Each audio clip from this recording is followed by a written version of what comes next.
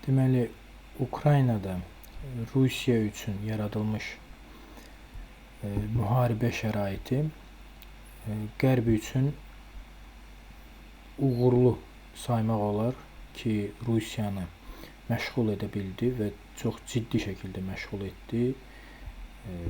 Böyük ölçüdə resurs itkisinə və zəifləməsinə gətirib çıxardı.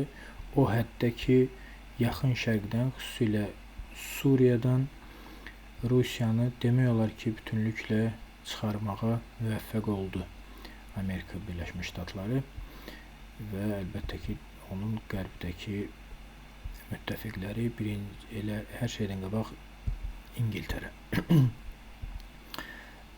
Lakin əlbəttə Rusiya üçün gözlənilməz fövqəladə şərait yarandı.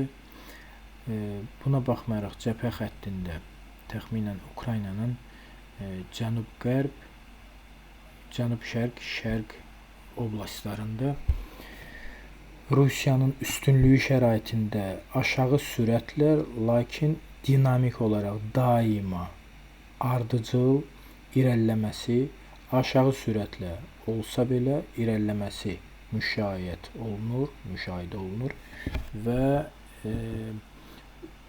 əgər Rusiyanın bugün atəşkəsə razı salınması şəraitində çox güman ki, Rusiyanın minimal deməli tələbi Ukraynanın cənub-şərq oblastlarının hamısı olacaq. Bu Luqansk, Donetsk, Zaporojye və Xersona aiddir. Krım əlbəttə daxildir. Lakin bu qədər itkidən, bu qədər müharibədən sonra əgər Rusiya əlbəttə müharibəni davam etdirməyə çalışacaq, çünki Kiyevin itkiləri də böyükdür və xüsusilə Odessa və Nikolayevi qopartmağa çalışacaq, çünki həm bu Dnestryanı ərazi üçün Moldovada, Moldovaya sərhəddə, Pridnestrovya üçün daha münbit şərait yarada bilər və həm də Ukraynanı Qara dənizdən əlaqəsini kəsmək üçün bu Rusiyaya lazımdır. Və yaxud daha bahalı, daha maksimal bir istək ola bilər ki, Kiyevin tutulması və yaxud Dnepr çayından deməli Ukraynanı Avropa ilə bölmək və yaxud müddəti bilinməyən bir atəşkəs imzalamaq.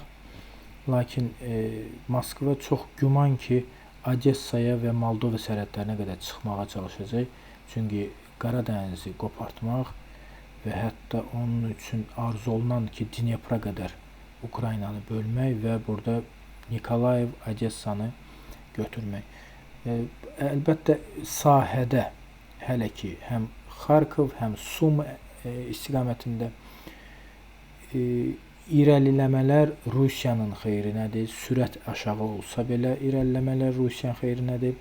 Ukrayna silahlı birlikləri müxtəlif rayonlarda mühasirəyə düşmək təhlükəsi ilə üzbəyüzdülər və müxtəlif sahələri tərk edirlər, məcburi tərk edirlər. Çünki çox uğurla mühasirəyə sala bilmək imkanı əldə edib Rusiya. Böyük çatışmazlığı Ukraynanın deməli canlı qüvvə çatışmazlığı var, ciddi şəkildə əsgər çatışmazlığı var və Ukraynadakı müharibənin Rusiya üçün uğurla bitməsi şəraitində xüsusilə yaxın şərqdə yaranmış olan vəziyyət ki, Amerika Birləşmiş Ştatlarının maraqlarını təmsil edən ərəb ölkələri və Türkiyənin buradakı hərbi əməliyyatları, özünün dediyi kimi antiterror əməliyyatları, Suriyada möhkəmlənməyə çalışması və bu möhkəmlənmə istiqamətində Qərbdən ciddi dəstək alması və hətta bəzi hallarda onun qanunsuz əməllərinə Qərbdən göz yumulması, qəbul edilməsi və Rusiyanın yaxın şərqdən çıxarılması deməli fonunda baş verdi. Bu da əlbəttə ki, Ukraynada müharibə Rusiyanı məcbur etdi ki, bütün diqqətini Ukraynadakı müharibəyə versin və bu Türkiyə üçün çox münbit şərait yaratdı. Xüsusilə də 2026-cı ildə fevral ayında İrana olan İsrailin və Amerika Birləşmiş Ştatlarının hücumları İranı özünü müdafiə etmək üçün bütün resurslarını, qüvvələrini deməli yalnız özünü müdafiə üçün cəm etməsi və yaxın şərqdə mövqelərinin zəifləməsinə, hətta bəzi hallarda itirilməsinə gətirib çıxartdı. Bu Livanın cənubunda, həm də Suriyada, artıq Suriyada hakimiyyətdə olan silahlı birliklər İranın burada regiondakı müxtəlif dəstəkçilərinə qarşı hərbi əməliyyatlar aparmaqdan da çəkinmirlər. Düşünmək olar ki, İran üçün müttəfiq kimi yerli dövlətlərdən İraq hökuməti ilə əməkdaşlıqdan başqa optimal variant yoxdur. Bir də Livanda əlbəttə Hizbullahın dəstəyi, yəni Türkiyənin irəliləməsinə qarşı, Türkiyəyə qarşı, çünki Türkiyə artıq İraq hökumətini müxtəlif müqavilələrlə, təzyiqlərlə öz nüfuzunu yaymağa çalışır və dünya bazarına nefti çıxaran bir ölkəyə çevrilməyə çalışır. Baxmayaraq ki, Kərkük nefti dünya üçün 5%-dən bir qədər artıqdır. Demək olar ki, 5% civarındadır. Bütün dünya neft resursunun bütün hallarda yaxın şərqdə Türkiyənin nüfuzunun genişlənməsi İran üçün heç də əlverişli şərait yaratmır. İran ola bilər ki, müxtəlif momentlərdə, müxtəlif zamanlarda qısa müddətli Birləşmiş Ərəb Əmirliyindən hər hansı əməkdaşlıq şəraitində Türkiyəyə qarşı maliyyə əməkdaşlığı eləyə bilər. Lakin ümumiyyətlə regionda Türkiyəyə qarşı İranın müttəfiqi yenə İraq hökumətindən başqa bir hökumət olmayacaq. Buna görə burada Türkiyənin, yəni Türkiyə deyəndə daha doğrusu Amerika Birləşmiş Ştatlarının yeni o oyunu ki atıb ortaya Türkiyə, Səudi Ərəbistanı və Pakistan İranı hər tərəfdən mühasirəyə almaq. Bu məsələdə yalnız İrana müttəfiq kimi görünən Rusiya ola bilər ki, yaxın şərqə yenidən qayıtsın. Yenidən qayıtmaq əlbəttə niyyəti də var. Bunu gələcəkdə reallaşdırmağa çalışacaq və elə Türkiyə ən birinci deməli rəqibi olacaq Rusiyanın. O ki qaldı Rusiyada demokratik qüvvələrin hakimiyyətə gəlməsi və Qərb üçün əməkdaşlıq etməyə şərait yaratması. Bu bir balaca həm sosial, həm hətta demək olar ki, ədəbiyyat mövzusudur. Rus xalqı üçün, Rusiya insanları üçün. Rusiyada literaturasında artıq belə bir düşüncə tərzində tarixdən nəticələr, tarixdən gördüklərini onlar hər dəfə göz qabağına gətirirlər, onlar sübut kimi göstərməyə çalışırlar. Tutaq ki, 1917-ci ildə fevral inqilabında Rusiya üçün demokratikləşmə istiqamətində şans yaranmışdı, çox gözəl şans yaranmışdı. Bu Kerenski hökumətinin deməli Peterburqda bunun hakimiyyətdə qalmasının və daha doğrusu hakimiyyətini genişləndirməsinin, möhkəmləndirilməsinin birinci problemi, birinci ona mane olan məsələ Qərbin deməli təzyiqi idi. Qərbin, yəni Almaniyanın və Almaniya müttəfiqlərinin hücumları idi və bu hücumlar qarşısında Kerenski hökuməti hakimiyyətdə qala bilmədi. Bolşeviklər bundan istifadə elədilər. Yəni sonra Qərb özü bu bolşevizmdən sonra əziyyət çəkdi. Ondan əvvəl isə yenə də türklərin şişirdərək o Çanaqqalada deməli bu Bosfor, Dardanel boğazlarını keçə bilməyən Antanta qüvvələri ki, hansı ki keçmək üçün o qədər də canfəşanlıq eləmədilər, ciddi qüvvə gətirməmişdilər, bilərəkdən gecikdirirdilər ki, razılaşmaya görə Antanta qüvvələrinin razılaşmasına görə Osmanlı İmperiyası məğlub olduqdan sonra Konstantinopol, İstanbul Rusiyaya verilməli idi. Bu mənada boğazlardan keçib Çar Rusiyasına kömək etmək, Çar Rusiyasına ərzaq gətirmək, müxtəlif deməli silah-sursat gətirmək Almaniyaya qarşı özləri də həvəs göstərmirdilər, çünki bilirdilər ki, razılaşmaya görə Konstantinopol Rusiyaya çatmalıdır və bunu əlbəttə ingilislər birinci bunu istəmədilər, etmədilər və gəlməyən ərzaq aclıq yaratdı, aclıq inqilab yaratdı. Sonra bu inqilabdan elə Qərb özü əziyyət çəkməyə başladı. Boğazından kəsib xərcləri artırdı, hərbi xərcləri artırmağa məcbur oldu, yəni bolşeviklər əleyhinə.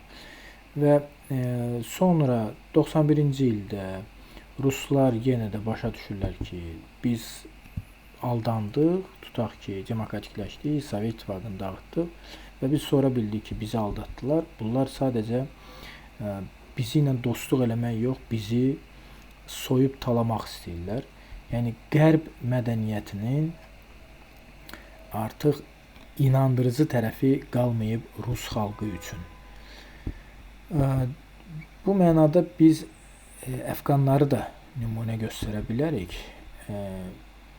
Bəzi hallarda insana elə gəlir ki, əfqan xalqı bütünlükdə, bəlkə də regionda ən çox hakimiyyətinə dəstək verən deməli ölkələrdən biridir. Xalqın Taliban kimi terrorçu qrupa, yəni açıq-aydın bunlar terrorçudurlar. Və fərqi yoxdur, yəni hansı şəraitdə yaranıblar, necə yaranıblar. Bunlar əslində ola bilər Sovet İttifaqının səhvləri filanı var idi və səhvlər heç bir halda cinayətə bəraət vermir və deməli Əfqanistan bu dəqiqə bütün xalq taliblərə dəstək verdiyi üçün taliblər hakimiyyətə gəldilər. Ola bilər ki, hakimiyyətə gəldikləri vaxtda miladi 2026-cı ildə artıq reputasiyaları düşüb, müəyyən qədər nüfuzlarını itiriblər. Amma Əfqan xalqının dəstək verməsinin arxasında əslində Qərb mədəniyyətinin etibarsız olmasıdır, Qərbin heç nə verməməsidir, Qərbin heç nə gətirməməsidir. Əlbəttə əfqanlarda da hər halda internet tapıb internetə baxanlar var, Avropaya baxanlar var, Avropadakı telefonları görənlər var, elə Çindəki telefonları görənlər var. Onlar da bilir ki, belə də yaşamaq olar və dünyada əfqanlar qaçqın kimi müxtəlif hətta biznesmenlər var. Hər halda əfqanlar da bilir ki, dünyada nə var, nə yox və onlar xəbərsiz deyillər. Buna rəğmən yenə də Taliban kimi bir İslamçı radikal qruplaşmanı dəstəkləyirlər. Bu ona görədir ki, əfqan xalqını dünya köməksiz qoydu, yetim qoydu. Ona heç bir dövlət əfqan xalqının çətinliklərinə baş qoşmadı, maraqlanmadı və əfqan xalqı başa düşdü ki, qərb mədəniyyəti etibarsızdır. Budur məsələ əslində. Yəni hətta qərb 19-cu əsrdə etdiyi işğalçılıqdan fərqli olaraq 21-ci əsrdə belə açıq işğalçılıq da etmir. Yəni sübut eləməsən ki, işğal eləyir. Mərkəzləşdirilmiş internet, informasiya, bankların təmərküzləşməsi şəraitində sən iqtisadiyyatı özünə bağlayır və məsələn buna nümunə ilə Türkiyə Respublikasıdır ki, Türkiyə Respublikasında hansı namizədin, hansı siyasi qüvvənin dəstəklənməsi dünya bankının, dünya maliyyəsinin dəstəyindən asılıdır. Yəni tamamilə bu dövlət həmin dünya kolonializminə bağlıdır. Və İran bütün itkilərinə baxmayaraq Hörmüzdə xüsusi inad göstərdi və uğurlu da oldu. Yenə də bütün itkilərini nəzərə alaraq bu uğuru qeyd etmək lazımdır. Çünki İsrail özü artıq ikinci mərhələdə İranla toqquşmadan boyun qaçırtdı. Yenə müxtəlif media proyektlərdə İsrailin planları haqqında qeydlər var, amma ki İsrail əlbəttə zərbələrdən çəkinir. İran isə güzəştsiz mövqeyində inad edir. Bunun da səbəbi İran artıq bir özünün coğrafiyasına uyğun olaraq müharibənin, xüsusilə hava müharibəsinin şəraitini əzbərləyib, artıq əzbərdən bilir və çox gözəl də öz lehinə çevirə bilir və İranla apardığı müharibəyə qarşı regionda heç bir dövlət bu raketlər müharibəsinin İran qədər dilini tapa bilmədi. Və İran indi bunu uzadır noyabra qədər, milad təqvimi ilə 2026-cı ilin noyabrına qədər İran deməli inadla uzadacaq məsələni 2026-cı ilin noyabrında parlament nümayəndələr palatasında seçkilər olacaq. Təxminən 3 noyabrda və deməli burada demokratların udmaq şansı var və əgər qalib gələrlərsə Trump elə istədiyi kimi hara gəldi hücum eləmək səlahiyyəti də məhdudlaşacaq. İran da maksimum Trumpdan ala biləcəyi imtiyazı və yaxud güzəşti əldə etməyə çalışır. Xüsusilə də Hörmüzdə ümumiyyətlə Amerikanın heç bir imtiyazının olmamasını Amerikaya qəbul etdirməyə çalışır. O ki qaldı quru hücumuna. Quru hücumu əlbəttə hücum edən tərəfin İran coğrafiyasında böyük itkilərə, böyük resurs itkilərinə gətirib çıxaracaq. Həm İran coğrafiyası böyüdür, həm orada döyüşmək üçün tamamilə hər şeyindən əl çəkib diqqəti ora vermək lazımdır. Bu o deməkdir ki, Ukraynadan diqqətin yayınacaq və çox sürətli şəkildə Belarusdan Kiyevə hücum ola bilər. Odessa itirilə bilər. İndi bu NATO ölkəsi, NATO'dan əlbəttə ki, NATO ölkələrinin özləri, tutaq ki, Avropa ölkələri heç vaxt nə Polşaya, nə Latviya, Litva, Estoniyaya görə müharibəyə girməz. Belə şey olmayacaq. Lakin Amerika Birləşmiş Ştatları təhlükə yarada bilər Moskva üçün. Elə məhz onu Moskva gözləyir ki, doğrudan da İran coğrafiyasında Amerika ilişib qalsın.